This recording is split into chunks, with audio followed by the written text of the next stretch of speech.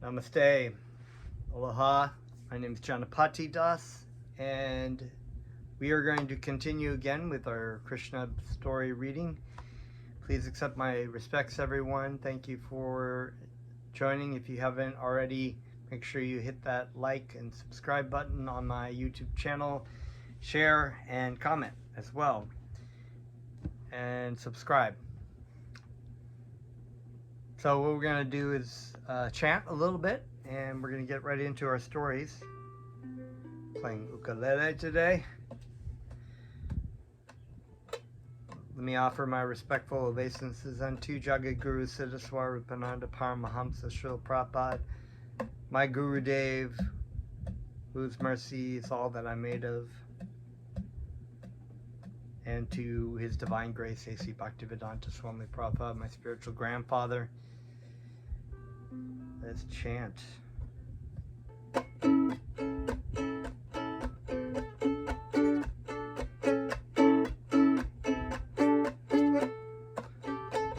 Namo Siddha Swarupananda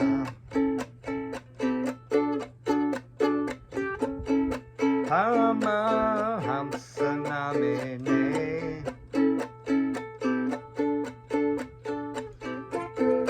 Yola Karuna Swarupaya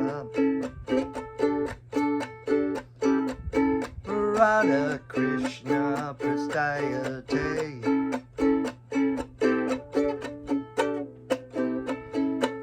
Namo Siddha Swarupananda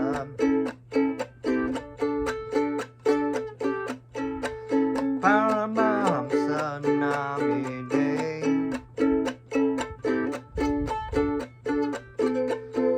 Kora Karuna Swarupaya Radha Krishna Prastayate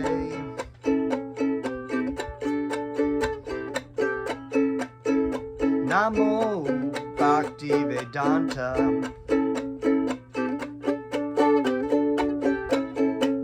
Swami Namine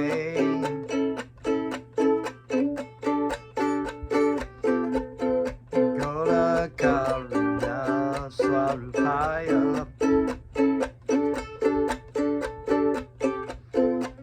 Radha Krishna Prastayate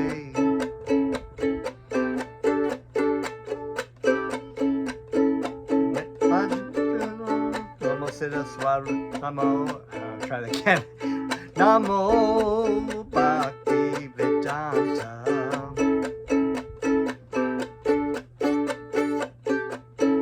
Swami Namine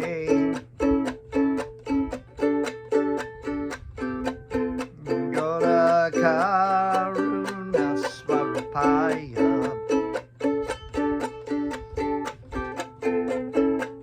Krishna Prastayate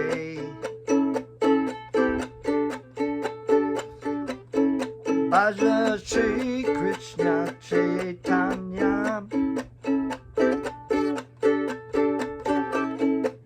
Prabhu Nityananda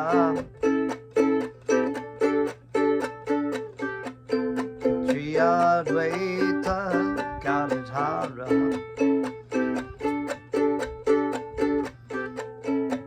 Vasudev Bhakta Vrinda Haribo Nita Go Haribo Haribo Nita Go Haribo Haribo Nita Go Haribo Haribo Nita Go Haribo Hare Krishna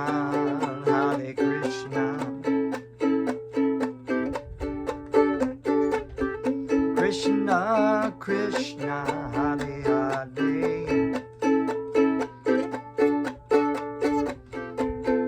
Hare Rama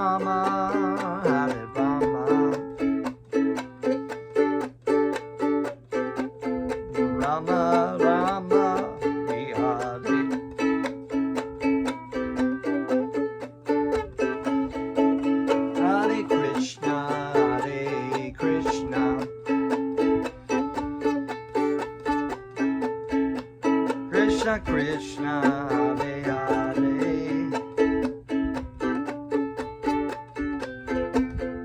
Hare Rama, Hare Rama,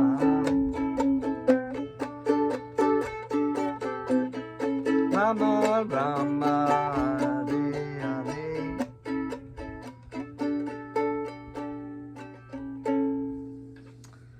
Haribo, Om Namo Bhagavate Vasudevaya. Krishna Krishna. Okay, so welcome back. We had read about half of the chapter entitled Sacrificial Ceremonies Performed by Vasudev, and a lot of wonderful things about Krishna.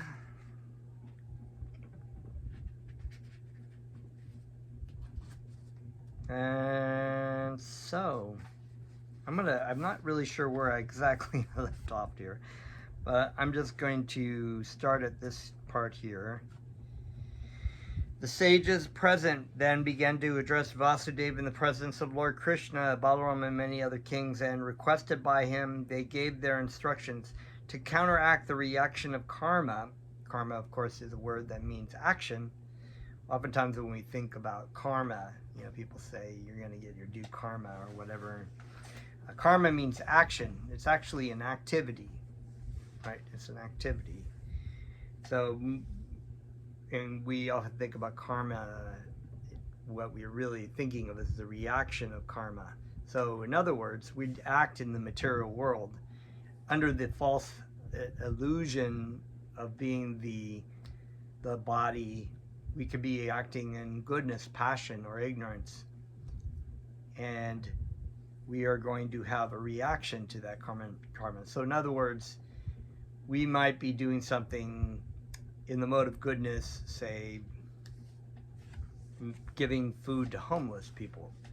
Well, there is reaction to that activity. Even though it's in the mode of goodness, we'll get good karma for doing good things for people. So, and maybe in our next life we'll get some merit from that. In other words, a good appearance, or maybe a heavenly sort of setting in a situation. Like in some cases, a very good karma, you go to the heavenly planets. But like, you know, maybe you were born in a wealthy family, or you're born into a good family in a peaceful nation, or, you know, modes of passion or modes of ignorance might be activities done where, you know, in a hurry to try to get something, and in doing that we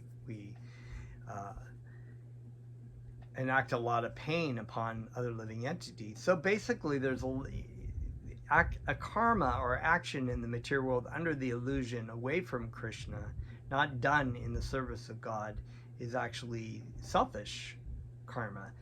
It's karma that will have a reaction. It's a natural built-in law into this world. We have to, as you sow, so shall you reap, as Lord Jesus would say. You know, you do certain activities, you get certain kind of karma.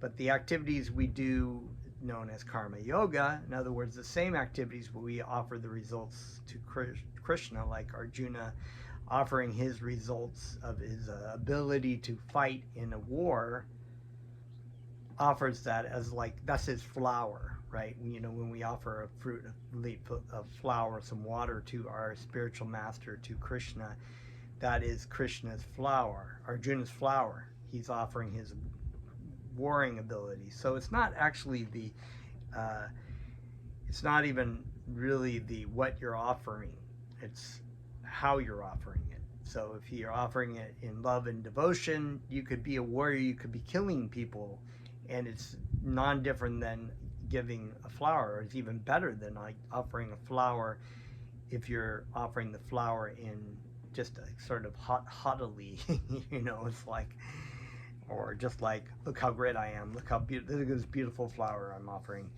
But the humility, the love of which we offer is what Krishna is actually interested in. And so this is what karma is. Karma is an activity. Karma yoga is what Arjuna was doing. So in service to God, there will be no reactions in the material world, but the activity will be done as one of benefit to one spiritually. So that's a very important point. A lot of times these kind of terms, they get kind of shelved on the New Age shelf, and when you talk to people about karma or reincarnation, they kind of roll their eyes like, oh, that's hocus pocus kind of thing. But these are actual Vedic terms, but they have to be explained properly and what they really mean. Like, people don't know what they refer to when they talk about karma, or they talk about what is a mantra, or what is reincarnation. What does this really mean? It comes from a great illusion, and as Bhaktivedanta Swami would often say, one's poor fund of knowledge. So it's good to have good knowledge, correct knowledge from an authorized spiritual master or lover of Krishna who has known the truth, who has applied the truth in their own life. This is said in the Bhagavad Gita: just try to learn the truth by approaching a spiritual master, render service to him humbly, and the self-realized soul can impart this knowledge to you because they have seen the truth. And so this is this act of humility. Once again, we cannot understand the absolute truth by our own speculative or our own capabilities, mental capabilities. We can only understand Krishna and come to know him and love him by the mercy of our spiritual master in Krishna. So that's a very important point. So, to counteract the reactions of karma or desires impelling one to fruitive activities, one must execute the prescribed sacrifices which are meant for worshiping Lord Vishnu with faith and devotion. So this is a desires impelling one to fruitive activities. So, in other words, one acts in a certain way for the desire to gain some kind of fruitive activity. That's generally how people act in this world. And because of that, they are given certain kind of reactions, either in this life, later in this life, or in future lives. The karma will be fruitive activity. This fruitive activity will bear its seeds. It will give fruit to these karmic seeds that we are gathering at some point. The only way to destroy these seeds is devotional service. Service is bhakti yoga. And because that kind of karma yoga, does not actually incur any sins, but also burns off like a fire reactionary sins. So this impelling us to fruitive activities is explanatory of why things happen so very, very thoroughly. People think, oh, why are people born gay? Or why are people born transgender? Or why are people born in a impoverished situation? Or why is it this person has a good situation and that person that, this question of like, why do good things happen to bad people? Or why do bad things happen to good people? That question, the age-old question. Well, it's because of the karmic reaction. It's because of our own desires and our own activities that have laid the foundation for the future. And so it's a very touchy subject, of course, but it explains why people are born a certain way, or, even Lord Jesus Christ. There is a story in there, and when they ask Jesus Christ, was this person born blind because of his parents' sins, or because of his past sins? And that's clearly talking about reincarnation, because even though he doesn't directly use the word reincarnation, because there was no time, if the person is born blind, the only logical explanation to say when this person did something sinful was in a previous life. So anyway, I'm getting into a whole lesson about karmic reaction, and so tell me what you think in the comments, and I'm willing to explain that a little bit further, especially when I make hot pot hot topic comments like people being born gay or I better watch out, I'm going to be banned. Okay, so one must execute the prescribed sacrifices which are meant for worshiping Lord Vishnu with faith and devotion. Lord Vishnu is the beneficiary of the results of all sacrificial performances. So all activities should be done in service of God. That's basically what this is saying.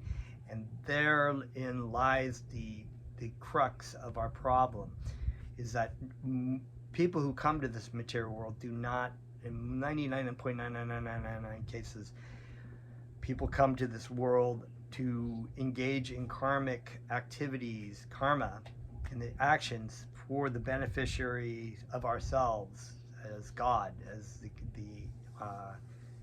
enthroned Krishna.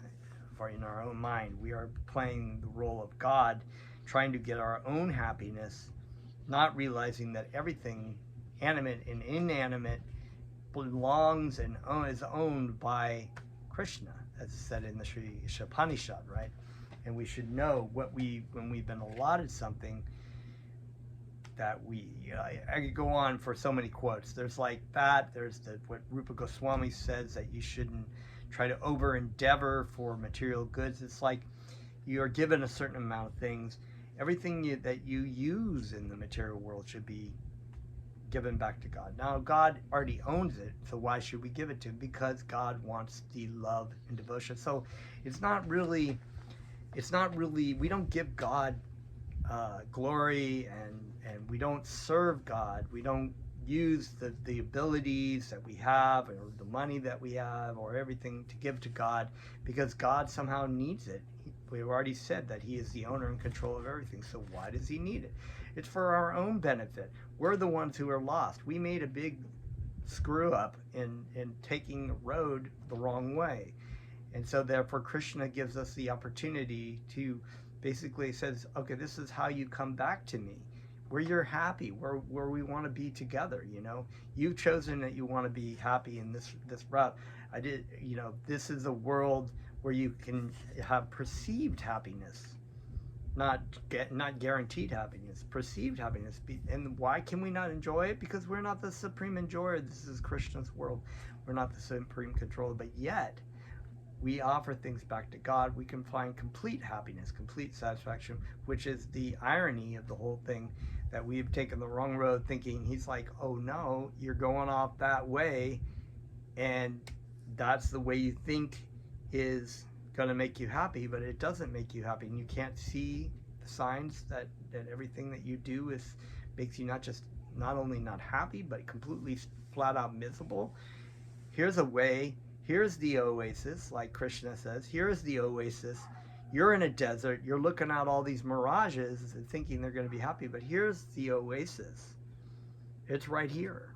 You're worried about suffering and unhappiness? Come back to the oasis. Okay. So anyway, we'll get off this paragraph here, right?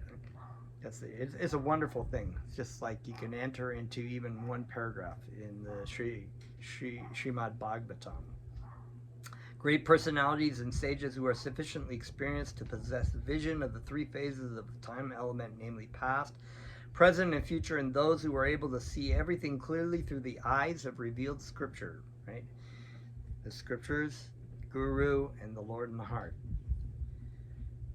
have unanimously recommended that to purify the dust of material contamination accumulated in the heart and to clear the path of liberation and thereby achieve transcendental bliss, one must please Lord Vishnu.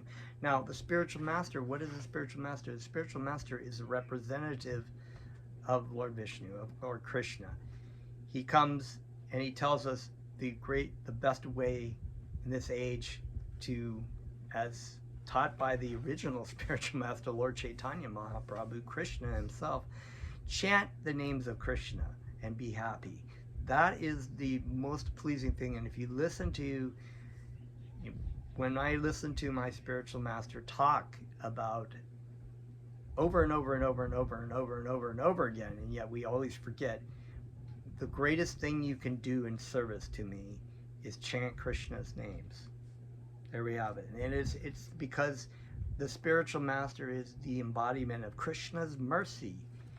He does not.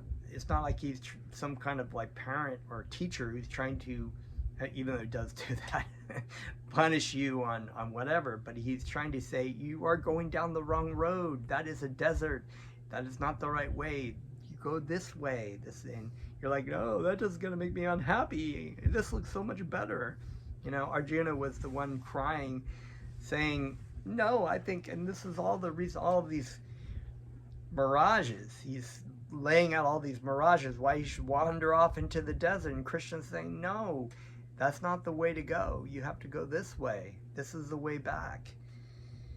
You know, so it's a very wonderful thing. For everyone in different social orders, Brahmana, Kshatriya, and Vaishya, who are living as householders, this worship of the Supreme Personality of Godhead, Lord Vishnu, who is known as Purushottam, the original person, is recommended as the only auspicious path. All conditioned souls within this material world have deep-rooted desires to lord it over the resources of material nature. People are not even aware. I mean, they think that's just like the normal thing to do. They don't even realize another analogy is my spiritual master has talked about is a camel who goes to the desert and he chews up the thorns, and he thinks it's so sweet, and he doesn't even realize the thorns have pricked his mouth and is causing his mouth to bleed slowly, and so he's killing him. But he's like, oh, this is wonderfully salty. These thorns, that's the material world for you. So people have these deep desires. They have deep-rooted, like great weeds, and they think this is normal. This is like, you know, this is what, you know, I see all the time when I see school kids. You know, they're just constantly, this is what we're being trained in the material world. It's from the beginning that you should follow your desire, follow your path, my friend, my son. You know, follow your bliss. It's like, you know, if you know, just do it. Just do it. Everything that you desire in your heart and in your body, you should follow, and that's good. And you're going to see how far that it really takes you. Because time and time again, it's like we watch people go towards the horizon, and we think that's the way to go, and you don't realize that it's a cliff, and we all just, oh yeah, we're going to go because everyone else is going that way. They're just falling over the edge, and those are the fruits of what they're cultivating, because they believe in their heart, thinking I am this body and I am this mind, that this is the way to go, that this is what's going to make us happy. This is the goal of life. You only live once. I've heard that saying too. No, you don't. No, you don't. So that's why it's really key to have transcendental knowledge, to have absolute knowledge from the spiritual master who teaches you. You're not your body, you're not your mind. You are a spiritual entity, and this is not the first life that you've had. This couldn't also be not the last life, but the real life is one of being with Krishna. That's your real life. These other lives are like phantasmagoria. They're like the dreams. You know, you go to bed at night and you dream like 5 times a night. You're dreaming once you're at school or something, not wearing pants or something. You have to take a test, and then you have a dream of you're in this house that seems like some other place that you used to be in. There's all these different people from your past who you're like, you don't really think like, how do these random people who've never met before in different parts of my life end up in my dream, right? So these are your lives. You just kind of go through it and you're thinking, oh, this is my life, and this is who I am. I'm this Mr. X, and in the next life you could be a lizard. You're walking around, you're like, this is my life. You're like licking flies and stuff, and you're like, this is my life, or maybe not even really thinking this is my life. I mean, as a lizard, you probably just eat, sleep, mate, and defend. And then your next life, you get a little bit more elevation. You come as a cat or something, or whatever, you're elevated up to a demigod and you're enjoying things and you're like, this is great. Ooh, then that comes to an end too. So yeah, it's very interesting. Oh, very interesting. Everyone wants to accumulate riches, right? Everyone wants to enjoy life to the greatest extent. Everyone wants a wife, home, and children. Everyone wants to become happy in this world. That's the bottom line, right? And be elevated to the heavenly planets in the next life. So you have your so-called religions of people who do good deeds because they believe that, I'm a good person. I'm going to go to heaven and enjoy and play harp. I don't think they say harp, but I'm going to go to heaven. My family will be there, and we'll play football, and I'll be there with Johnny, my best friend, and we'll have barbecues on the lawn, and maybe God will show up once in a while. This is like people's idea of heaven. It's like, what more of me, more of my own enjoyment. Like the streets are going to be paved with gold, and it's like I'm going to be given wings from God because I'm such a great person. This is not. This is all more forward funds of knowledge. So they just so the more subtle liberation of not having sense enjoyment. I don't want to go to hell, or there's fear of, right? I don't want to go to hell. So, but these desires are the causes of one's material bondage. Therefore, to get liberation from this bondage, one has to sacrifice his honestly earned riches for the satisfaction of Lord Vishnu. And the devotee of God, the true devotee of God, doesn't want anything, heaven, or for that matter, going to the heavenly planets to be with Krishna, if it means that he would not be able to be in service of God. Right? This is the ultimate pinnacle, devotional service to God. So if we're with Krishna and it doesn't matter if we're in heaven, but we can't serve Krishna, we're actually in hell. Or if we're in hellish planets and we're serving Krishna, we're actually in heaven. That's what the attitude of the devotee is. That's the real devotee of God. The only process to counteract all sorts of material desires is to engage oneself in the devotional service of Lord Vishnu. In this way, a self-controlled person, even while remaining in householder life, should give up all three kinds of material desires, namely desire for the acquisition of material opulences, the enjoyment of wife and children, and elevation to higher planets. Eventually, he may give up householder life and accept the renounced order of life, engaging himself completely in the devotional service of the Lord. So, in this day and age, we are householders. It's not that we just say, okay, I'm sorry, dear, I'm not going to love you anymore. I'm not going to love my kids anymore. I'm not going to try to accumulate. Everything is, as a householder, you have a certain amount of sense enjoyment, but it's really about what do I do for Krishna, right? How do I teach my children to Krishna? How do I help my spouse come closer to Krishna and their spiritual master? How do I use what I earn in the service of Krishna? So everything becomes Krishna conscious. It's Krishna centered. It's not me centered. Like, oh, what a great householder life, Everyone, it's a really interesting thing. There's a book I'm actually reading right now that comes from the story in the Srimad Bhagavatam about Ajamila, who was a Brahmin. And the story, the book commentary is by Bhaktivedanta Swami Prabhupada. It's called oh gosh, how am I forgetting it? No, Twice Born. Beyond.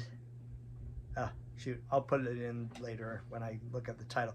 But it's actually the story of Ajamila. Ajamila was a Brahmin who he was very pious, right?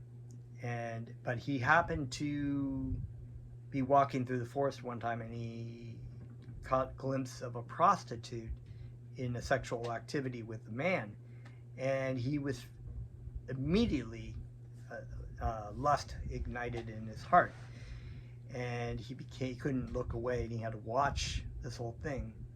And once that was in his heart, he gave up. He started lusting after the prostitute, went out to find her, took the prostitute home, had sex with the prostitute, decided to marry the prostitute, had 10 children by the prostitute, and lived this life. But in order to live this life of having so many children, he had to break the regulative principles, which includes intoxication, gambling, meat eating and illicit sexual, these are the no-nos, right? Okay, no, don't drink, don't use drugs, don't eat meat or fish or eggs, don't drink alcoholic or use, I did say that already, okay, then don't gamble, right? Gamble money. And so these are things that actually help. They're not really like, oh, don't do that. It's more because it is agitate the mind, right? They agitate the mind and they draw our mind into the enjoying factor. So we actually are instructed by our spiritual master not to follow those regulative principles. And so I was trying to remember what it was like trying to say. Oh yeah, so this is householder life, right? So he of course in the end he was, as you know, he was leaving his body at the end of his life, and the Yamadutes from the Lord Yamaraj, the demigod of judgment and punishment, came to take him away, take the spirit soul away to be judged by his sinful activities. And he had a little boy named Narayan who he was affectionate to, and Narayan of course is the name of Krishna. And he would call out Narayan when he'd said these things, and calling out to his son, right? And then when the Yamadutes came in, that's a very fearful situation. Actually, they're very scary, and I've heard of many accounts of people actually seeing Yamadutes at the end of their life because of the activity. Even in the movie, there's a movie with Patrick Swayze and Demi Moore from like the 90s called Ghost, right? It was kind of a fluffy movie, but they used this concepts of Yamadutes in the movie. And if you could probably even Google a YouTube channel and say Ghost ending scene or whatever, and you'll see where the Yamadutes, they were kind of shadowy figures, but horrifying, right? But I've heard like even devotees, family members who chanted God's names because they were actually seeing these fearful creatures coming to get them and take them to the judgment, one of the hellish planets. So there is really hell. There are hellish planets. It's just not eternally, and there is judgment. So for your activities. Let's see. Let's continue. The ordinary human being may think. Let's see. Wait a minute. I just read that.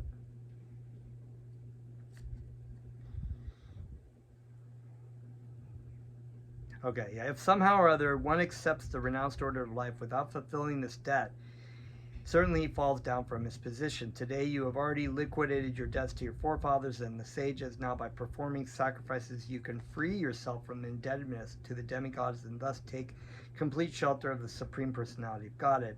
My dear Vasudev, certainly you have already performed many pious activities in your previous life. Otherwise, how could you be the father of Krishna and Balaram, the Supreme Personality of Godhead? Saintly Vasudev, after hearing all the sages, offered his respectful obeisances unto their lotus feet. In this way he pleased the sages, and then he elected for them to perform the yajnas, right, sacrifices. When the sages were elected as priests of the sacrifices, they also in their turn induced Vasudev to collect the required paraphernalia for executing the yajnas in that place of pilgrimage. Thus Vasudev was persuaded to start to perform the yajnas, and all the members of the Yadu dynasty took their baths, dressed themselves very nicely, and decorated themselves beautifully and garlanded themselves with lotus flowers. Vasudev's wives, dressed with nice garments and ornaments and golden necklaces, approached the arena of sacrifice, carrying in their hands the required articles to offer in the sacrifice. When everything was complete, there was heard the vibration of mridangas, conch shells, kettle drums, and other musical instruments. Professional dancers, both male and female, began to dance. The Shutas and the Magadhas, who were professional singers, began to offer prayers by singing. The Gandharvas and their wives, whose voices were very sweet, began to sing many auspicious songs. Vasudev anointed his eyes with koliram, a smeared butter over his body, and then, along with his 18 wives, headed by Devaki, sat before the priest to be purified by the Abhisheka ceremony. All such ceremonies were observed strictly according to the principles of the scriptures, as was done formerly in the case of the moon with the stars. Vasudev, because he was being initiated for the sacrifice, was dressed in deer skin, but all his wives were dressed with very nice saris, bangles, necklaces, ankle bells, earrings, and many other ornaments. Vasudev looked very beautiful, surrounded by his wives, exactly like the King of Heaven when he performed such sacrifices. At that time, when Lord Krishna and Lord Balaram, along with their wives, children, and relatives, sat down in that great sacrificial arena, it appeared that the Supreme Personality of Godhead was present, along with all his part and parcel living entities and multi-energies. We have heard from the Shastras that Lord Krishna has multi-energies and parts and parcels, but now in that sacrificial arena, all could actually experience how the Supreme Personality of Godhead eternally exists along with his different energies. Important point, right? So, all the living entities, us, all the living entities in the material world and the spiritual world exist eternally along with Krishna. Same energy in quality, but not quantity. At that time, Lord Krishna appeared as Lord Narayan. There we go. And Lord Balaram appeared as Shankarshan, the reservoir of all living entities. So, this important point is that Lord Narayan and Lord Shankarshan are expansions of Lord Krishna and Lord Balaram. So, when we say Lord Narayan, we are talking about Krishna, but it is a form of expansion of Krishna and Balaram. And Balaram is an expansion of Lord Krishna. So, Vasudev satisfied Lord Krishna by performing different kinds of sacrifices such as Jyotishtoma, Darsha, and Purnamasha. Some of these yajnas are called Pakrita, and some of them are known as Shoryashtra or Vaikrita. Thereafter, the other sacrifices known as Agnihotra, with fire, were also performed, and the prescribed articles were offered in the proper way. In this way, Lord Vishnu became pleased. The ultimate purpose of offering oblation in sacrifice is to please Lord Vishnu, but in this age of Kali, it is very difficult to collect the different articles required for offering sacrifices. People have neither the means to collect the required paraphernalia nor the necessary knowledge or tendency to offer such sacrifices. Therefore, in this age of Kali, when people are most unfortunate, full of anxieties, and disturbed by various kinds of calamities, the only sacrifice recommended is the performance of Sankirtan Yajna, the hearing chanting of Krishna's names. Worshipping Lord Chaitanya by this Sankirtan Yajna is the only recommended process in this age. So when we read this Krishna story, there's a lot of different things that they talk about, rules and regulations and Vedic rituals and offerings to oblations in the water to the forefathers and the different demigods and all these kind of things. It's all satisfied by chanting Krishna's names. Lord Chaitanya made it very easy for us in this age because he knows we're freaking stupid in this age. We have no capacity to actually do any of these kind of complicated sacrifices and whatnot. They're just very difficult to do. After the performances of the different sacrifices, Vasudev offered ample riches, clothing, ornaments, cows, land, and maidservants to the priests. Thereafter, all the wives of Vasudev took their avabrita baths and performed the part of the sacrificial duties known as Patni Shamyaja. After finishing the offerings with all the required paraphernalia, they took their baths together in the lakes constructed by Parashuram, which are known as the Rama Hrada. After Vasudev and his wives took their baths, all the garments and ornaments which they wore were distributed to the subordinate persons who were engaged in singing, dancing, and similar activities. We may note that the performance of sacrifice necessitates the profuse distribution of riches. Charity is offered to the priests and the brahmanas in the beginning, and used garments and ornaments are offered in charity to the subordinate assistants after performance of the sacrifice. So the kind of wealth that, I mean, some of these kings like Yudhisthira and Vasudev, I mean, the different kings, the kind of wealth we are talking about is we can't even scratch the surface of even the wealthiest people of today, of how wealthy these kings were. So to be able to give away thousands of cows and all these gold-plated cows and horns with gold and money and offering housing to all these people and giving them gifts, and I mean we're just talking a large amount of money. So that was also part of the giving, and in this day and age, not a lot of people have a lot of money. I mean, there are people, and the distribution of wealth is so wide between people, and wealth is not really used for anything of real value. After offering the used articles to the singers and reciters, Vasudev and his wives, dressed with new ornaments and dresses, fed everyone very sumptuously, beginning with the brahmanas down to the dogs. After this, all the friends, family members, wives, and children of Vasudev, along with the kings and members of the Vidarbha, Kushala, Kuru, Kashi, Kekaya, and Srinjaya dynasties, assembled together. The priests, the demigods, the people in general, the forefathers, the ghosts, and the Chalanas were all sufficiently remunerated for being offered ample gifts and respectful honor. Then all the persons assembled there took permission from Lord Krishna, the husband of the goddess of fortune, and while glorifying the perfection of the sacrifice made by Vasudev, they departed to their respective homes. At that time, when King Dhritarashtra, Vidura, Yudhisthira, Bhima, Arjuna, Bhishmadev, Dronacharya, Kunti, Nakula, Sahadev, Narada, Lord Vyasadeva, and many other relatives and kinsmen were about to part, they felt separation and therefore embraced each and every member of the Yadu dynasty with great feeling. And so I've mentioned this kind of these are really elevated souls, but even when you come into an association of a community of devotees, my god brothers and god sisters, and you're in this sort of like a retreat setting or something, there's an affection of love that is shared because you can feel the love of your spiritual master present there, and that love is shared just like these people gave riches and remuneration to everyone and money.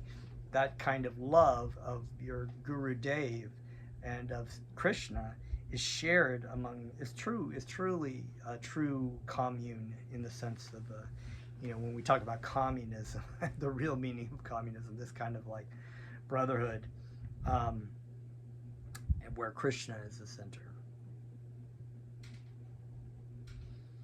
After, where was I? Okay, many others who were assembled in that sacrificial arena also departed. After this, Lord Krishna and Lord Balaram, along with King Ugrasena, satisfied the inhabitants of Vrindavan, headed by Maharaj Nanda and the cowherd men, by profusely offering all kinds of gifts in order to worship them and please them. Out of their great feelings of friendship, the inhabitants of Vrindavan remained there for a considerable time, along with the members of the Yadu dynasty. So this also giving of gifts and offering things things to devotees, it's not even really, I don't feel like devotees really feel like oh wow, you giving me these things, I feel so great. It's like they understand that it's very beneficial spiritually to offer this love to your god brothers and god sisters, and so this is what they're doing. My dear brother, in the beginning, due to being imprisoned, I could never serve you. Hold on a minute, let's see if I actually jumped ahead there. After performing this sacrifice, Vasudev was so satisfied that there was no limit to his happiness. All the members of his family were with him, and in their presence he caught hold of the hands of Nanda Maharaj and addressed him thus: "My dear brother, the Supreme Personality of Godhead has created a great tie of bondage, which is known as the bondage of love and affection." So it's not a bad bondage. It's actually a good bondage. So he's talking about this, they're connected by Krishna, right? They're connected by Krishna, by their service to God, one by having to give up their child Krishna to the other. Talk about like real devotion, you know. I think it is a very difficult job for even the great sages and saintly persons to cut such a tie of love. My dear brother, you have exhibited feelings of love for me, which I was not able to return. I think, therefore, I am ungrateful. You have behaved exactly as is characteristic of saintly persons, but I shall never be able to repay you. I have no means to repay you for your friendly dealings. Nevertheless, I am confident that our tie of love will never break. Our relationship of friendship must ever continue in spite of my inability to repay you. I hope you will excuse me for this inability. My dear brother, in the beginning, due to my being imprisoned, I could never serve you as a friend. And although at the present moment I am very opulent because of my material prosperity, I have become blind. I therefore cannot satisfy you properly even at this time. My dear brother, you are so nice and gentle that you offer all respect to others, but you don't care for any respect for yourself. So this is sort of the extended of Lord Chaitanya's prayer, which goes, one should chant the holy names of the Lord in a humble state of mind, feeling oneself to be lower than the straw on the street. One should be more tolerant than a tree, devoid of all sense of false prestige, and ready to offer all respects to others and never expecting respect in return. In such a state of mind, one can chant the holy names of the Lord constantly. So someone gives respect, a devotee gives respect, not expecting respect in return because they don't feel like they deserve it. It's experienced here between Vasudev and Nanda Maharaj. They just want to give respect. This is the real meaning of love. It's like you love. Love is the real love. Meaning of love is not conditional. It means that I love you despite not being qualified. I love you and unconditionally, whether you love me or not, whether you love me or not. Most kinds of love we think about. I love the person. If they did something bad to you, like cheated on you, it's like you're going to still say, well, I still love you. No, that's not the real meaning of love. A person seeking for auspicious progress in life must not possess too much material opulence with which to become blind and puffed up, but he should take care of his friends and relatives. When Vasudev was speaking to Nanda Maharaj in this way, he was influenced by a great feeling for the friendship of Nanda Maharaj and the beneficial activities executed by King Nanda on his behalf. As such, his eyes filled with tears, and he began to cry. Desiring to please his friend Vasudev and being affectionately bound with love for Lord Krishna and Balaram, Nanda Maharaj passed 3 months in their association. At the end of this time, all the members of the Yadu dynasty tried to please the inhabitants of Vrindavan to their heart's content. The members of the Yadu dynasty tried to satisfy Nanda Maharaj and his associates by offering them clothing, ornaments, and many other valuable articles, and they all became fully satisfied. So there is a saying, what Lord Chaitanya says, the servant of God is not my devotee, but the servant of the servant of the servant of my 100 times over is my true devotee. So we take shelter of the great servants of and our own God brothers and God sisters who also serve our spiritual master. We take shelter in them. We offer respects to them. We serve them in the best way that we can, feeling lower than the straw on the street. The members of the Yadu dynasty tried to satisfy Nanda Maharaj and his associates by offering them clothing, ornaments, and many other valuable articles, and they all became fully satisfied. Vasudev, Ugrasena, Lord Krishna, Lord Balaram, Uddhava, and all other members of the Yadu dynasty presented their individual gifts to Nanda Maharaj and his associates. After Nanda Maharaj received these farewell presentations, he, along with his associates, started for Vrajabhumi, Vrindavan. The minds of the inhabitants of Vrindavan remained, however, with Krishna and Balaram, and therefore all of them started for Vrindavan without their minds. When the members of the Vrishni family saw all their friends and visitors departing, they observed that the rainy season was approaching, and thus they decided to return to Dwarka. They were fully satisfied, for they regarded Krishna as everything. When they returned to Dwarka, they began with great satisfaction to describe the sacrifice performed by Vasudev, their meeting with various friends and well-wishers, and various other incidents which occurred during their travels in the places of pilgrimage. Thus ends the Bhakti Vedanta purport of the 3rd volume, 15th chapter of Krishna, Sacrificial Ceremonies performed by Vasudev. Haribol. And that chapter comes to an end. We will chant now. Thank you so much.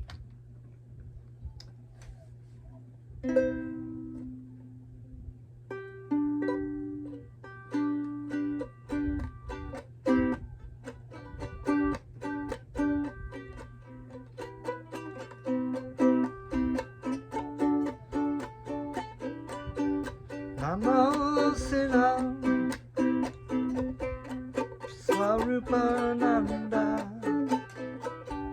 Paramamsa Namine Gorakaruna Swarupaya Radha Krishna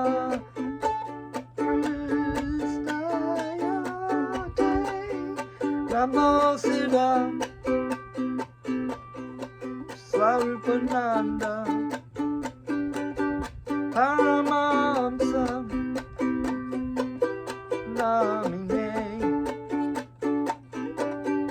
Gorakaruna Swarupaya Radha Krishna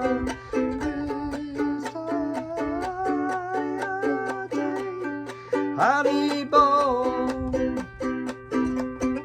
Nitagor Nitagor Haribo Haribo Nitagor Nitagor Haribo Haribo Nitagor Nitagor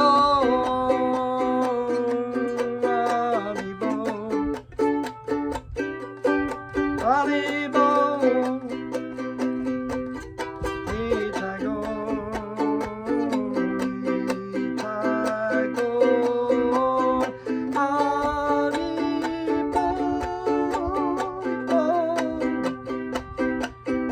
Itagor, Itagor, Haribo, Haribo, Itagor, Itagor, Haribo, Hare Krishna, Hare Krishna, Krishna Krishna, Hare Hare, Hare Rama, Hare Rama, Rama, Rama,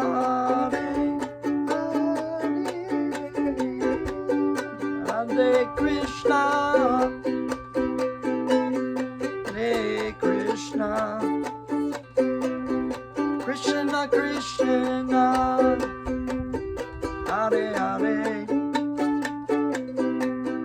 Hare Rama, Hare Rama, Rama,